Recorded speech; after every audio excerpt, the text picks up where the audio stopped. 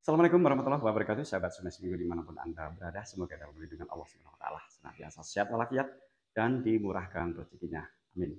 Masih seputar Ibu Ida Dayak menjadi fenomena atau viral, tidak hanya di Indonesia, tetapi juga di mancanegara. Semua orang tercengang bagaimana Ibu Ida Dayak mengobati seseorang, terutama penderita yang kakinya bengkok, jemari bengkok, tangan bengkok, kaki bengkok, dan sebagainya bisa diluruskan setelah sekejap dengan minyak tradisional dari turun-temurun nenek moyangnya.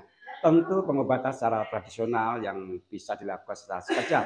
Semua orang bisa menyaksikan bagaimana Ibu Ida Dayak mengobati secara terbuka, ya, tidak sembunyi-sembunyi, semua orang bisa menyaksikan. Dan ini tentu menjadi perdebatan di kalangan para medis, ya, terutama ahli tulang yang memungkinkan bisa berakibat pada saraf tulang atau persendian dan sebagainya. Terlepas dari itu semua, barangkali pasien yang datang itu memiliki pengalaman yang berbeda-beda.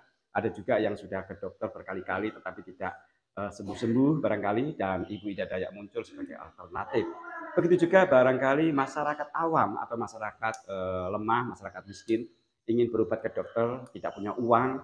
Munculnya Ibu Ida Dayak mengobati secara gratis. Ini menjadi fenomenal bahwa Ibu Ida Dayak menjadi penolong. Ibu Ida Dayak.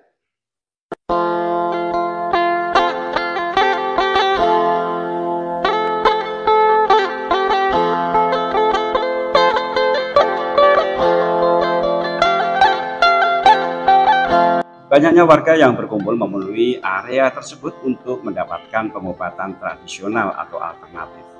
Antara lain pasien dengan penggangguan tulang persendian yang bengkok, jemari bengkok, kaki bengkok, bahkan kesulitan berbicara dan sakit pinggang. Ibu Ida Dayak akan mengobati yang menurut dia mampu diobati. Jika tidak mampu, Ibu Ida Dayak tidak mengobatinya. Rata-rata pasien yang datang adalah keluhan masalah tulang tak normal alias bengkok.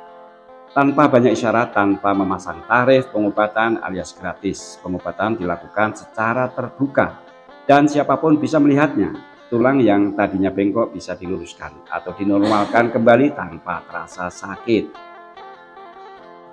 Fenomena ini sempat menjadi perdebatan di kalangan medis, terutama dokter tulang yang menentang cara pengobatan tradisional Ibu Ida Dayak dengan keilmuan kedokteran serta prinsip-prinsip kedokteran, bahwa dalam persendian dan pemaksaan meluruskan tulang yang bengkok bisa berakibat terganggunya saraf-saraf pada tulang dan otot. Terlepas dari itu semua prinsip-prinsip kedokteran, fenomena ini juga menunjukkan tingginya upaya masyarakat untuk sembuh dari penyakitnya melalui segala cara, termasuk menjalani pengobatan alternatif. Dan tentu fenomena ini terjadi setelah beberapa kali masyarakat bolak-balik berobat ke dokter tetapi tidak menunjukkan perubahan atau kesembuhan. Tentu akhirnya masyarakat sendiri yang menilai apakah ia benar-benar mendapatkan manfaat yang dibutuhkan atau hanya manfaat placebo atau semu saja. Jadi itu dikembalikan lagi kepada masyarakat. Proses pengurutan dengan menggunakan minyak sebagaimana yang biasa dilakukan dalam pengobatan alternatif. Metode ini sering dilakukan oleh para pengobatan tradisional atau terapi alternatif untuk merelaksasi otot, misalnya pada penderita kesleo dan salah urat, pada bayi setelah selesai dimandikan, serta pada ibu hamil untuk melancarkan persalinannya.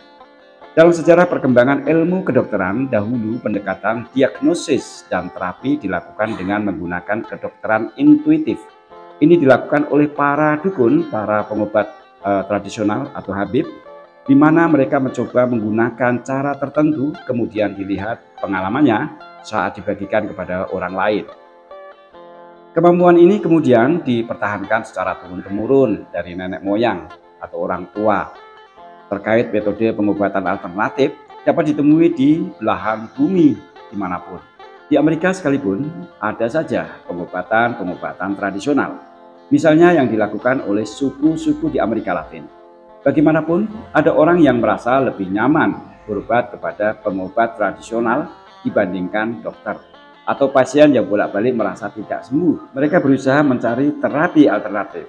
Mudah-mudahan ketika dia merasa bahwa terapi yang ditawarkan ini sesuai yang diharapkan, sakitnya bisa disembuhkan. Sunai Seminggu.